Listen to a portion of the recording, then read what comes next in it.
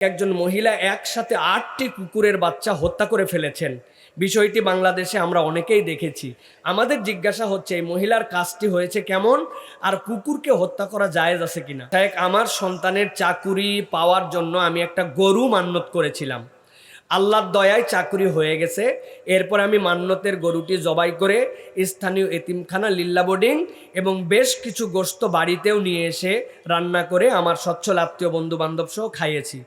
এই কথা শোনার পরে উক্ত মাদ্রাসার হুজুর বলছেন এটা নাকি আমি ঠিক করি নাই। আমার নিজের হালাল টাকায় কেনা গরু আমি খেতে পারবো না, বিষয়টি আমার কাছে বোধগম্য মনে হয় নাই। দয়া করে এটি আমার জন্য ঠিক হয়েছে কিনা হুজুরের বক্তব্যের আলোকে আমাকে জানাবেন। আমার স্ত্রীর হায়েজ হয় প্রত্যেক মাসে নিয়মিত 6 দিন, সর্বোচ্চ 7 দিন রেগুলার। হঠাৎ করে এক মাসে এটি 11 দিন পার হয়ে গিয়েছে। যখন 10 দিন পার হয়েছে, আমরা মাসালা জানি সর্বোচ্চ মুদ্দাত 10 দিন। আমার স্ত্রী 11 দিনের দিনে গোসল করে নামাজ কালাম ফরজগুলি আদায় করেছেন। আমার জিজ্ঞাসা হচ্ছে যে এখন 11 দিন যাওয়ার পরে যেটি তার জন্য সালাত আদায় করতে হলো, 6 দিন তার রেগুলারিটি, বাকি এই 4 দিনের জন্য তাকে সালাতের কাজা করতে হবে কিনা। একজন প্রশ্ন করেছেন ফ্রিজের গোশত রান্নার আগে বরফ খুলতে ভিজিয়ে রাখতে হয়, সেই পানি রক্তের মতো লাল হয়ে যায়।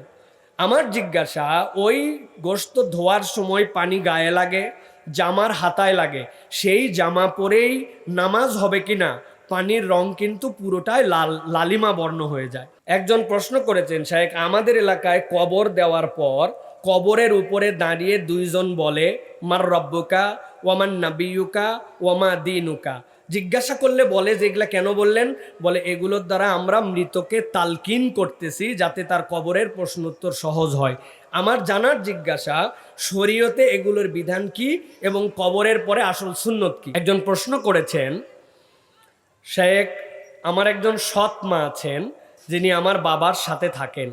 আমার বাবা বৃদ্ধ, আমরা এবং বাবারা আলাদা থাকেন, বাবা গ্রামে থাকেন। আমি আমার বাবাকে টাকা পাঠাই, কিন্তু আমার বাবা আমার কাছে বলেছেন যে এই টাকা একজনের জন্য হয়, সৎ মার জন্য টাকা দিতে হবে। এখন আমার জিজ্ঞাসা হচ্ছে সৎ মায়ের জন্য সৎ ছেলের কি টাকা দেওয়ার দায়িত্ব রয়েছে? প্রিয় ভাইয়েরা, খুবই গুরুত্বপূর্ণ একটা জিজ্ঞাসা যে একজন পিতামাতার খেদমত করা, পিতামাতার তার যাবতীয় প্রয়োজন ভার মেটানো সন্তানের জন্য ওয়াজিব, এটা শয়তানের দায়িত্ব। এখন আপনি আপনার পিতার খরচ দেন, কিন্তু আপনি আপনার সাথে পিতাকে রাখেন না। আপনার মা, সৎ মা, তিনি তার দেখভাল, তার ভালো মন্দ সব নার্সিং করেন। এখন আপনার জন্য সৎ মাকে আপনার টাকা পয়সা বা তার খরচ দেওয়া আপনার দায়িত্ব নয়, এটা দায়িত্ব আপনার আব্বার, তার স্ত্রী হিসাবে, যেহেতু তিনি আপনার আপন মা নয়। কিন্তু এই ক্ষেত্রে মাসালাটা ভিন্ন। আপনার দায়িত্ব ছিল আপনার বাবার খেদমত করা, তার সাথে রাখা, তার যাবতীয় দেখভাল করা, কিন্তু আপনি তো এটা পারেন না। না পেরে আপনি আপনার বাপকে খরচ দেন, আর ওই দেখভালটা কে করে? আপনার সৎ মা। সেই হিসাবে ওই দেখভালের খাদেমা হিসাবে আপনার সৎ মা আপনার পক্ষ থেকে সম্পূর্ণ ব্যয় ভার পাওয়ার হকদার। এই খরচটুকু দেওয়াও আপনার প্রতি ইসলামী শরীয়তের দায়িত্ব। সেই হিসেবে আপনি সৎ মা বলে তাকে আপনি খরচ দিবেন না, এটা হবে না। সৎ মা আপনার আব্বাকে দেখেন, যেই দায়িত্ব দেখা আপনার ছিল, আল্লাহ এই জন্য তার ব্যয়ভার বহন করাও আপনার সাধ্যে থাকলে দায়িত্ব দিয়েছেন। সুতরাং কৌশলে অ্যাভয়েড করার মধ্যে মুক্তি নাই, বরং এই দায়িত্ব নেওয়ার মধ্যে আমাদের মুক্তি। নবীজি বলছেন ওই 2 জন তোমার জন্য জান্নাত, হুমা জান্নাতুকা আও নারুক। তার একজন হচ্ছে আপনার পিতা, যেই দরজা দিয়ে আপনি জান্নাতে ঢুকবেন। এখন এই জন্য এই জায়গায় কোনো ফাঁকিবাজি করা যাবে না।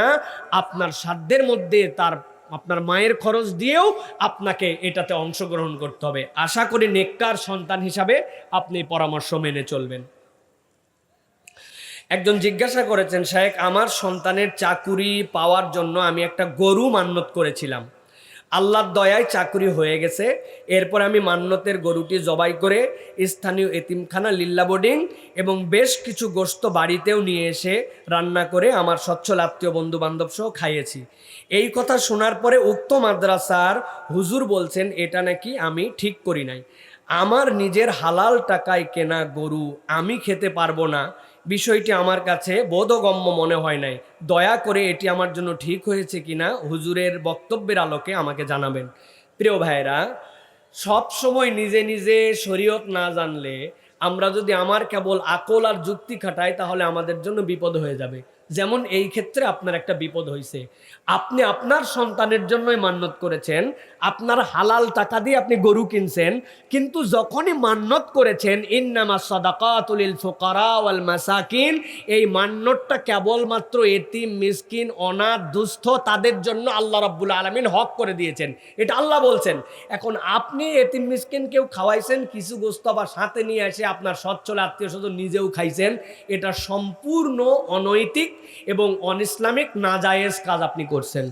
এখন তো খাইয়েই ফেলছেন, মুখের মধ্যে হাত দিয়ে কি বার করার সুযোগ আছে ভাই? নাই। তাহলে আপনার করণীয় কি? শরীয়ত বলছে আপনি যে পরিমাণ খাইছেন একটা অনুমান করবেন, ওই পরিমাণ অর্থ আবার গরিবদের মধ্যে দান করে দিবেন কাফফারা স্বরূপ। তাহলে আল্লাহ রাব্বুল আলামিন আপনার ওই নাজায়েজ খাওয়ার যেটা ওইটার কাফফারা হিসেবে আপনার গুনাহ খাতা মাফ করবেন, এই ভুলের জন্য সেটা মাসুল হবে। ওই হুজুর আপনার জন্য সুন্দর মাসালা দিয়েছেন কিন্তু আপনি এটা বুঝতে পারেন না। দয়া করে যে পরিমাণ খাইছেন 2-4 কেজি বেশির মাপে হলেও সাদাকা যেহেতু খেয়ে ফেলছেন, এটা আপনি আবার এতিম মিসকিনদের জন্য দান করে দিবেন। ভুলের জন্য আল্লাহর কাছে ক্ষমা চেয়ে নেবেন, আল্লাহ মাফ করে দিবেন এবং আপনার মান্যতটি তখন পূর্ণ হবে। আশা করি আপনার উত্তর পেয়েছেন। একজন মহিলা একসাথে 8টি কুকুরের বাচ্চা হত্যা করে ফেলেছেন। বিষয়টি বাংলাদেশে আমরা অনেকেই দেখেছি। আমাদের জিজ্ঞাসা হচ্ছে এই মহিলার কাজটি হয়েছে কেমন, আর কুকুরকে হত্যা করা জায়েজ আছে কিনা। প্রিয় ভাইয়েরা, প্রথম কথা হচ্ছে যে আল্লাহ রাব্বুল আলামিন নবীজির মাধ্যমে বলেছেন যে প্রত্যেক সৃষ্টি সজীব তার প্রতি দয়া করার মধ্যে আল্লাহ রাব্বুল আলামিন তোমাদের জন্য সওয়াব রেখেছেন। দুনিয়ার যে কোনো প্রাণী, ওই প্রাণীর প্রতি যদি আপনি দোয়া করেন আল্লাহ আপনার উজরত দান করবেন। এটা 1 নম্বর বিষয়। মানুষ কখনো ক্রুয়েল হবে না, মানুষ কখনো নিষ্ঠুর হবে না। মানুষ যদি কোনো একটা বিষাক্ত প্রাণীও হয়, কোনো একটা যদি তার ক্ষতিকারক জিনিস হয়, কোনো একটা কারণে সে বাধ্য হয়েছে যে তার ক্ষতির থেকে বাঁচার জন্য হত্যা করতে হবে, সেই ক্ষেত্রেও তাকে মানবিক হতে হবে। কুরবানির পশু আমরা জবাই করি না, নবীজি বলছেন হাল্লা হাদাত্তা সাফরাতক, তুমি কি তোমার প্রাণীকে কয়েকবার জবাই করবে? কেন? 1 লোক কুরবানির পশুকে পায়ের নিচে ফালায়া ওয়ালের মধ্যে ডলে ডলে ও তলোয়ার ধার দিচ্ছে। নবীজি দেখে বললেন তুমি তোমার এক প্রাণীকে কয়বার হত্যা করবে? তুমি একটা শার্প, একটা সুন্দর ধারালো ওইটা দিয়ে তুমি তাকে জবেহ করো। তাহলে কুরবানির পশুকে জবেহ করার মধ্যেও মানবিকতা ইসলাম শিখিয়েছে। সেখানে আপনি একটা প্রাণী অবলা, তার 8টা বাচ্চা হয়েছে, আপনি বস্তার মধ্যে ভরে সেইটাকে পানির মধ্যে নিক্ষেপ করে ফেলে দিলেন। আমার তো এটা শোনার সাথে মনে হয়েছে নবীজি বলছিলেন তোমাদের একজন মেয়ে তাহাজ্জুদ গুজার ছিল, কিন্তু একটা মাত্র বিড়ালকে বেঁধে রাখছিল, ছেড়েও দিত না খাওয়ার জন্য, আবার তাকে খাবারও দিত না, এই কারণে আল্লাহ তাকে জাহান্নামে দিয়েছিল। তাহলে একটা বিড়ালকে খাবার না দেওয়ার কারণে যদি জাহান্নামে যায়, 8টা বাচ্চাকে আপনি বিনা কারণে মেরে ফেললে আপনার অবস্থা কি হবে? কি হবে আপনার অবস্থা? এটা বড় সাংঘাতিক। দ্বিতীয় কথা হচ্ছে কুকুরকে মারা যাবে কিনা। হ্যাঁ, কুকুর যদি জলাতঙ্ক ছড়ায়, আপনাকে কামড় দেয়, পাগল হয়ে গেছে, ওই এলাকায় মানুষ অস্থির, মানুষকে কামড়ায়, হ্যাঁ, ওই কুকুরকে মিউনিসিপ্যালিটি দায়িত্বশীলরা যেভাবে মারার নিয়ম সেভাবে মারবেন। এটা নাজায়েজ বা হারাম কিছু নয়, কিন্তু বলা নাই কোয়া নাই মানুষ কতটুকু ক্রুয়েল হতে পারে যে ওই কুকুরকে দেখছি তো আমি, আল্লাহু আকবার, এই ঘরে যাই সেই ঘরে যাই, পাগল হয়ে গেছে, মানুষের কাছে বিচার দিতে যাচ্ছে। কারা জানি 2টা বাচ্চা কোথার থেকে জানি আবার অন্য কুকুর থেকে নিয়ে আসে তার কাছে দেওয়ার পরে ও একটুখানি রিল্যাক্স হয়েছে দিলের মধ্যে। কিন্তু ভেবে দেখেন এই অমানবিকতা সমাজের অনেক জায়গায় ছড়ায় যাচ্ছে। অতএব আমাদেরকে এইগুলোতে সতর্ক হতে হবে। এটা 1 নম্বর বিষয়। আর দ্বিতীয় কথা হচ্ছে প্রিয় ভাইয়েরা, প্রশাসনিক যারা দায়িত্বে আছেন বিভিন্ন মহল্লায় বিভিন্ন জায়গায়, এইটা আমাদের এখন বিশাল বড় একটা প্রবলেম হয়ে দাঁড়াইছে। আগে কুকুর মারতো, এখন নিউটর করে, এ করে ও করে, কিন্তু যেই সিজনে তারা প্রজননের সময় আছে তারা কিন্তু কোনোভাবেই সুস্থির হয় না। হাউ হাউ করে বাচ্চা কাচ্চাকে ভয় দেখায়, মানুষজনকে কামড় দেয়। এইগুলো অবাঞ্ছিত পশু, যেগুলো আমাদেরকে বিপদ দিবে, সেইটার জন্য আবার দয়া দেখালে হবে না। যেটা মানুষের ক্ষতি করবে সেটা নির্দিষ্ট ক্রাইটেরিয়ায় তাকে মারতে হবে। কিন্তু এর মানে এই নয় যে আপনি 8টা বাচ্চাকে নিয়ে পানির মধ্যে ফেলে দিয়া তাদেরকে মেরে ফেলবেন। এটা ইসলাম কোনোভাবে সমর্থন করে না, বরং ইসলাম শিখায় প্রাণের প্রতি দয়া করলে আল্লাহ রাব্বুল আমিন আপনাকে জান্নাত দিয়ে দিতে পারেন। সেই মহিলা অপরাধী, কিন্তু একটা কুকুরকে পানি খাওয়ানোর কারণে আল্লাহ তাকে জান্নাত দিয়ে দিয়েছেন। জানেন না আপনি প্রিয় ভাইরা? অতএব দয়াদ্র হতে হবে, মানুষের প্রতি আপনাকে ভালোবাসাশীল হতে হবে, প্রাণীর প্রতি আপনাকে দয়াদ্র হতে হবে। আল্লাহ এই মহিলাকে হেদায়েত দান করুন এবং এখান থেকে আমাদেরকে শিক্ষা নেওয়ার মতো তৌফিক দান করুন। তবে ওই মহিলার ব্যাপারে একটু শোনা দরকার, তার স্টেটমেন্ট দেওয়া দরকার। আপনি কেন এটা করছিলেন, আপনার পিছনে লজিকটা কি? আমরা তো একচেটিয়া শুনতেছি, যে ঘটনাটা কি, কোন কারণে আপনি ফেলছিলেন, এটা তার মুখের থেকে লাইভ মানুষের কাছে প্রচার করা দরকার, তাহলে বিষয়টা পুরো ক্লিয়ার হবে, ঠিক কি না? এখন ওই মহিলা তো মানসিক বিকারগ্রস্ত হতে পারে, পাগল হতে পারে, তখন আপনি কি করবেন? তো ওই জন্য বিচার বিবেচনা করে সিদ্ধান্ত নিতে হবে আমাদেরকে। একজন প্রশ্ন করেছেন, আমার স্ত্রীর হায়েজ হয় প্রত্যেক মাসে নিয়মিত 6 দিন, সর্বোচ্চ 7 দিন রেগুলার। হঠাৎ করে এক মাসে এটি 11 দিন পার হয়ে গিয়েছে। যখন 10 দিন পার হয়েছে, আমরা মাসালা জানি সর্বোচ্চ মুদ্দাত 10 দিন। আমার স্ত্রী 11 দিনের দিনে গোসল করে নামাজ কালাম ফরজগুলি আদায় করেছেন। আমার জিজ্ঞাসা হচ্ছে যে এখন 11 দিন যাওয়ার পরে যেটি তার জন্য সালাত আদায় করতে হলো, 6 দিন তার রেগুলারিটি, বাকি এই 4 দিনের জন্য তাকে সালাতের কাজা করতে হবে কিনা? খুবই গুরুত্বপূর্ণ একটি জিজ্ঞাসা প্রিয় ভাইরা। মেয়েদের জন্য আল্লাহ রাব্বুল আলামিন যে ন্যাচারালিটি দিয়েছেন, যেটাতে তারা প্রত্যেক মাসে অসুস্থ হন, এটার শরআন পদ্ধতি হচ্ছে 10 দিন সর্বোচ্চ। 10-এর উপরে চলে গেলে এইটাকে আর ন্যাচারালি ব্লিডিং ধরা হবে না, এটাকে ইস্তেহাজা ধরা হবে, অসুস্থতা ধরা হবে। সুতরাং 10 দিনের মধ্যে থাকলে তার জন্য এই ক্ষেত্রে সালাত নাই, তেলাওয়াত নাই, আল্লাহ সব মাফ। কিন্তু 11 দিনের দিনে যদি যায়, তাহলে এটাকে অসুস্থতা ধরে এরপরে তিনি ফরজ গোসল আদায় করে এরপরে তিনি তার লজ্জাস্থানে পট্টি বেঁধে নিয়ে তিনি ফরজ সালাত আদায় করবেন। প্রত্যেক সালাতের আগে তিনি ওযু করে নেবেন ফরজের আগে, তাহলে তার সালাত আদায় হবে। কিন্তু কোনো একজন মায়ের যদি 6 দিন বা 7 দিন রেগুলারিটি থাকে, কিন্তু 11 দিন কোনো একবার হয়ে গেছে, শরীয়ত এই ক্ষেত্রে তার জন্য মাসালা যেটা বলতেছে, ফাইজা জাদা আলাল আশারা, আশারার পরে যেটা অতিরিক্ত হয়ে গেছে, কানা হাইদুহা ফি সিত্তা, আসলে তো তার হায়েজ ছিল 6 দিনের, তাহলে তার জন্য মাসালা হচ্ছে ওই 6 দিন বা 7 দিন 4 রেগুলারিটি, ওর পরে 8, 9, 10, 11 ওই 4 দিনের জন্য তাকে সালাতগুলা কাজা আদায় করে নিতে হবে। অনেক মা বোনেরা এইগুলা মাসালা শরীয়তের গুরুত্বপূর্ণ, এইগুলি জানেন না। সুতরাং তাকে এইটা মানতে হবে এবং মেনে নিয়ে শরীয়ত অনুযায়ী তাকে বাকি সালাত আদায় করতে হবে। আশা করি সংক্ষিপ্ত সময়ে আপনাদের কাছে বিষয়টি বুঝাতে পেরেছি। একজন প্রশ্ন করেছেন, ফ্রিজের গোশত রান্নার আগে বরফ খুলতে ভিজিয়ে রাখতে হয়, সেই পানি রক্তের মতো লাল হয়ে যায়। আমার জিজ্ঞাসা, ওই গোশত ধোয়ার সময় পানি গায়ে লাগে, জামার হাতায় লাগে, সেই জামা পরেই নামাজ হবে কিনা? পানির রং কিন্তু পুরোটাই লাল, লালিমা বর্ণ হয়ে যায়। প্রিয় ভাইয়েরা, এক্ষেত্রে মাসালা হচ্ছে যে রক্তের ধরন হচ্ছে 2টা। কিরকম? একটা রক্তের ধরন হচ্ছে প্রবাহিত রক্ত, পশু যখন জবাই করতেছেন তার গা দিয়ে প্রবাহিত রক্ত আসতেছে, অথবা কোনো একটা পশু আঘাতপ্রাপ্ত হয়েছে, গড়ায় গড়ায় রক্ত পড়তেছে, অথবা আপনি মানুষ, আপনার গায়ে আঘাতপ্রাপ্ত হয়ে আপনার রক্ত গড়ায় পড়তেছে। যেই রক্ত প্রবাহিত হয় এবং গড়ায় পড়ে, এই রক্তের বিধান হচ্ছে এইটা নাপাক এবং এইটা হচ্ছে আপনার জন্য জায়েজ রক্ত নয়। জায়েজ মানে এইটা হচ্ছে আপনার জন্য পাক রক্ত নয়। আরেকটা রক্ত হচ্ছে যেটা প্রবাহমান নয়। কিরকম? আপনার কেটে গেছে কিন্তু গড়ায় যায় নাই, আপনার কোনো প্রাণীর ফুটা হয়েছে কিন্তু গড়ায় যায় নাই, অথবা আপনি যেই পশুটাকে জবাই করছেন, জবাই করার পরে ওই পশুর যে গোশত, ওই গোশতের মধ্যেও রক্ত থাকে না? যেরকম ফিকার বর্ণনায় আসছে যে ফিমা ইয়াকবিদু ফিল উরুকি ওয়াল লাহাম, যেইটা শিরাতন্ত্রের মধ্যে এবং গোশতের মধ্যে থাকে, মিনাদ্দাম ইন্নাহু তাহির, যেইটা রক্তের মধ্যে থেকে যায়, গোশতের মধ্যে থেকে যায়, ওইটা প্রবাহিত রক্তের হুকুমের দেন, ওইটা হচ্ছে পবিত্র রক্ত।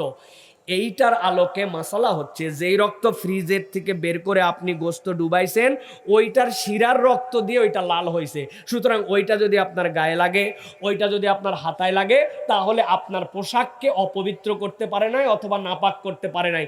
আপনি এইটা নিয়েও যদি সালাত আদায় করেন, তাহলে আপনার সালাত হয়ে যাবে। দ্বিতীয় এখানে একটা মাসনুন মাসালা হচ্ছে যে আমরা যে সালাতের পোশাক পরি, এটা 2টা স্তর আছে, পবিত্রতা আর একটা পরিষ্কার পরিচ্ছন্নতা।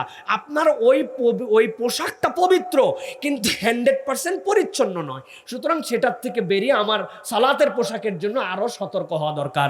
কিন্তু ওই রক্ত যেটা ভিজাইছিলেন ওই পানি যদি আপনার লাগে, মা বোনদের তো র্যান্ডম লাগে, তাহলে আপনার জন্য ওইটা নাপাক হয় নাই, ওটা আপনার জন্য জায়েজ। আর মনে রাখবেন মা বোনেরা, আল্লাহ আমাদের জন্য একটা বিধান আসান করেছেন।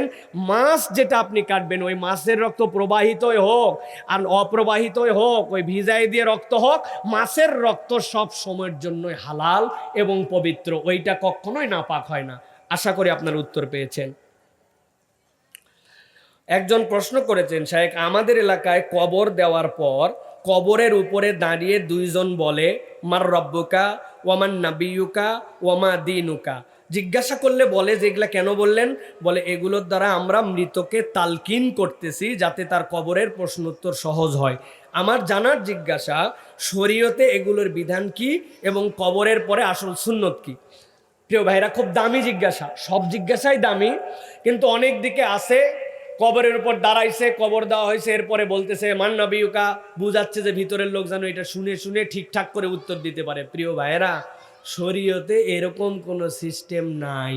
ইসলামী শরীয়তে এরকম কোনো বিধিবিধান দেওয়া হয় নাই যে কবর দেওয়ার পরে আপনি উপর থেকে বলে দিবেন, তালকিন করে দিবেন। না, তালকিন মরার আগে, লাক্কিনু মাউতাতিকুম, নবীজি বলছেন তোমাদের মাইয়েতদেরকে তালকিন করো আশহাদু আল্লা ইলাহা ইল্লাল্লাহ, ওটা মরার আগে, মরার পরে আর কোনো তালকিন নাই। তাহলে কবর দেওয়ার পর আপনি কি করবেন? সুন্নাতসম্মত আমল কি? প্রিয় ভাইরা, কবর দেওয়ার পরে হাদিস দ্বারা প্রমাণিত 3টা আমল আছে। 1 নম্বরে কবর দেওয়ার পরে কিছু সময় কবরস্থানে অপেক্ষা করা। 2 নম্বরে মাগফিরাতের জন্য দোয়া করা। 3 নম্বরে নবী বলছেন তোমার ভাই যেন প্রশ্নোত্তরে দৃঢ় থাকতে পারে, এর জন্য আল্লাহর কাছে দোয়া চাও। ইস্তাগফিরু লি আখিকুম ওয়াসালু লাহু বিত্তাসবিত ফাইন্নাহুল আনা ইউসআলু। তোমরা তোমার ভাই যেন পথ তার দৃঢ় থাকে, সে যেন ক্ষমা পায়, তার জন্য ইস্তেগফার করো, নিশ্চয়ই সে এখন প্রশ্নর মুখোমুখি হবে। নবীজি বলছেন এটা তোমার জন্য দায়িত্ব। সাহাবী আমর ইবনুল আস রাদিয়াল্লাহু তাআলা বলছেন আমাকে যখন কবর দিবে 4টা দায়িত্ব দিয়ে গেলাম, এটার দ্বারা আসার প্রমাণ হয়।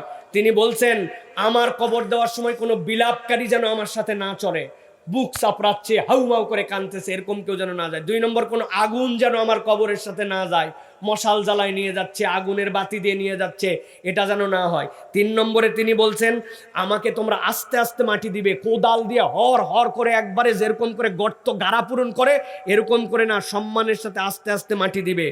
4 নম্বরে তিনি বলছেন সুম্মা আকিমু কবরি, এরপরে তোমরা একটু আমার কবরের কাছে অপেক্ষা করো, একটুখানি তোমরা অপেক্ষা করে, যাতে করে আমি ধীরে সুস্থে আল্লাহর কাছে উত্তরগুলা দিতে পারি। সুতরাং আত্মীয় স্বজন কবর দিল আর হাত ধুয়ে শিশুর কেটে চলে গেল, এটা সুন্নত নয়।